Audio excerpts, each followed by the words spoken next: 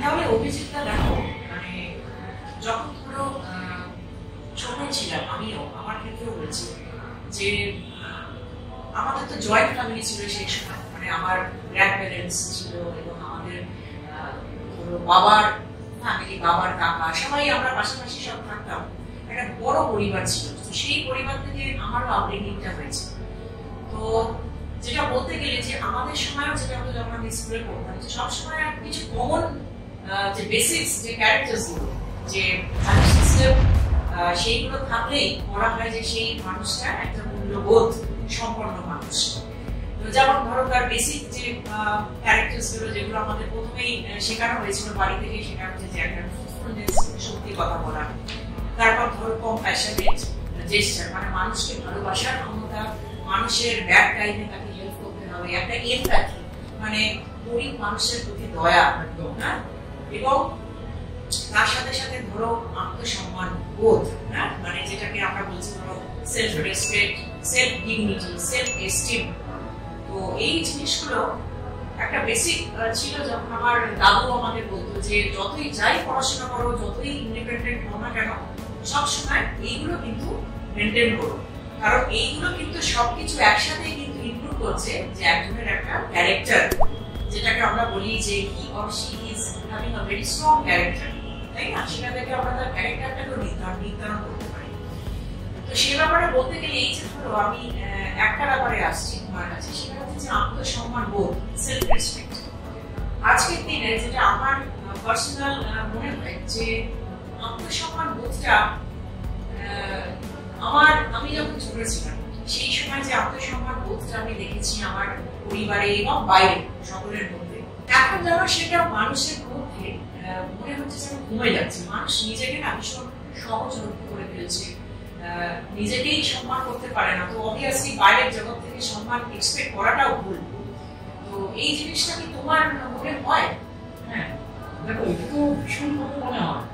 তার কারণ তোমাকে একটা কথা বলি, সেটা হচ্ছে দেখো এই আমার বললাম না, এই জীবনে আমি যেটা দেখেছি বিভিন্ন মানুষ বিভিন্ন ভাবে প্রতিষ্ঠিত, এবং শুধু প্রতিষ্ঠিত নয়, তারা সমাজ বলো এবং জগতের কাছে তাদের একটা বিশাল সুনাম বলো বা তাদের যেটা তারা অর্জন করেছে তাদের নিজস্ব কাজের জন্য, সে তুমি যে ক্ষেত্রেই বলো, সে তুমি নোবেল জয়ীদের ক্ষেত্রেই বলো, বাইরে সাংস্কৃতিক জগতের ক্ষেত্রেই বলো, যে কোনো ক্ষেত্রে তারা কিন্তু তাদের সুনামটা অর্জন করেছে তাদের নিজস্ব যে গুণ, সেই গুণাবলীকে আশ্রয় করে, এতে কোনো সন্দেহ।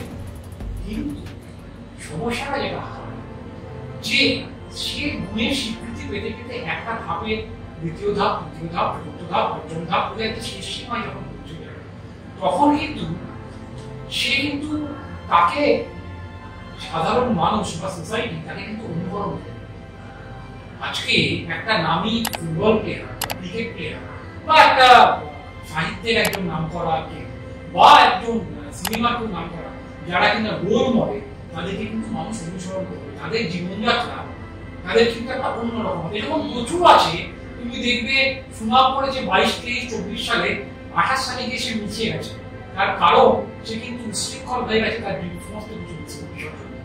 সুতরাং তার 45 বছরে গিয়ে তার যে সম্মানটা পাওয়ার উচিত ছিল সেটা পাবে না। তো সেই রকম যখন 10টা ধাপ 15টা ধাপ করে দিয়ে ধরো এমন আমরা দেখছি যে ভারতবর্ষের যে ভারত সরকারের দেওয়া বিশেষ সম্মান যারা পাচ্ছেন, সেই রকম মানুষজন তারাও কিন্তু তারা কোন মাপের মানুষ সেটা ভুলে গিয়ে তারা কিন্তু শুধুমাত্র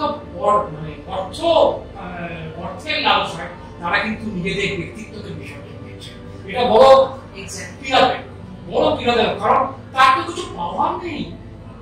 তার সমাজ থেকে, তার জগৎ থেকে, তার যে ফ্রেন্ড ফলোয়ার্স আছে তাদের থেকে তারা যা পাচ্ছে, যে অর্থ পাচ্ছে, তারপর আর কি পাওয়ার থাকে? বরং তিনি যা সারা জীবনে অর্জন করেছেন তার থেকে কিছু দান করুন,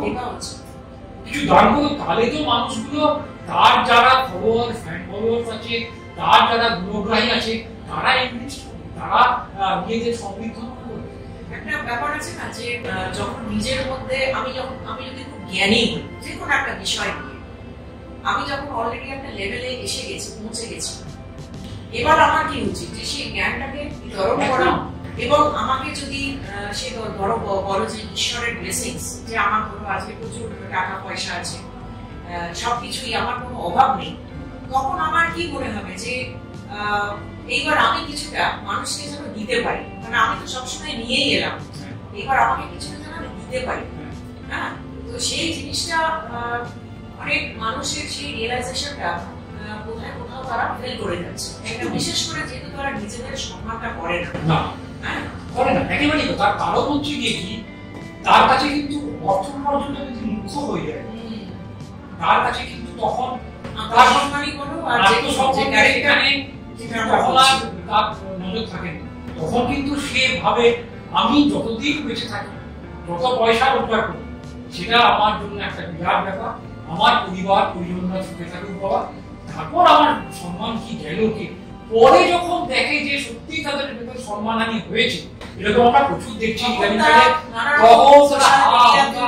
কেন কেন আমি কেন আগে থেকে আমি নিজেকে তৈরি করবো না, যে আমার একটা লেভেল আছে, আমার একটা মাত্রা আছে, আমি এই মাত্রায় গিয়ে আমি নিজেকে থামাবো, কারণ আমার কাছে আর পাওয়ার কিছু নেই। আমাকে সবাই চেনে, সারা পৃথিবীর লোক, ভারতবর্ষের লোক, পশ্চিমবঙ্গের লোক সবাই চেনে, আর কি পাওয়ার আছে।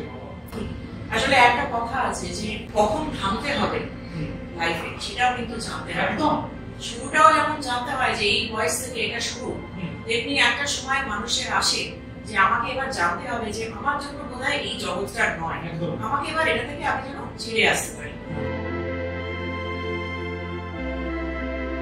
তখন তোমার নিজের সঙ্গে নিজেকে সময় কাটাতে হবে।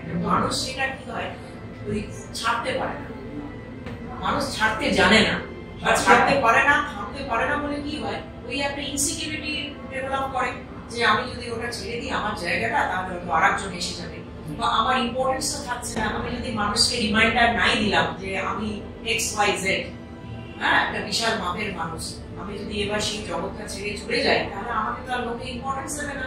সেটাও কিন্তু একটা কাইন্ড অফ লোভ, সেটাও কিন্তু একটা ডিজায়ার, যে আমি মানুষকে জানাচ্ছি যে আমি something, I am someone special. দেখো, কিন্তু এইটা করতে গিয়ে তার যে বিবেক বোধটাকে সে ভিতর দিয়ে যে অঞ্জলি, মানে একদম জবাঞ্জলি দিচ্ছে, সেইটা তার চেতনায় কিন্তু আসে না। আমরা রিসেন্টলি অনেক ঘটনায় দেখেছি যে সর্বোচ্চ সম্মান পেয়েছেন, এত তবুও তার কিন্তু সেই অর্থের পিছনে ছোটা, এবং সেখানে গিয়ে যেখানে অর্থ নিতে যাচ্ছেন, উনি যাচ্ছেন কিন্তু অর্থের জন্যই, কিন্তু যখন সেখানে কোনো রকম কোনো ত্রুটি হচ্ছে, বিচ্যুতি হচ্ছে, তখন কিন্তু তার আত্মসম্মান এবং নেম আর ফেম, এই তিনটে জিনিসকে মানুষ আজকে ভীষণ ভীষণ, মানে আমার মনে হচ্ছে খুব ডিস্টার্ব। একদমই তাই। কিন্তু এইটা মানুষ যেহেতু থামতে জানে না, সেই জন্য কি হচ্ছে যে মানুষের দুঃখটা কিন্তু একটা এজের পর কিন্তু আরো বেড়ে যাচ্ছে। একটা সকলে যেন এই ধরনের লেভেলের মানুষদের মধ্যে, যেটা আমি দেখছি পার্সোনালি, যে সকলের মধ্যে একটা আইডেন্টিটি ক্রাইসিস চলে এসেছে, যে আমি এক সময় ওই করেছি বা এখন এই, সেটা আমাকে, আমি ওটাই নিয়েই থাকতে চাইছি। কিন্তু আমার তো মনে হয় যে যদি সেই জায়গাটা থেকে তারা বেরিয়ে আসে, আমার মনে হয় মানুষ আরো বোধহয় রেসপেক্ট করবে নিজে থেকে, নিশ্চয়ই করবে। তার কারণ বোঝ নেবে তো, হ্যাঁ,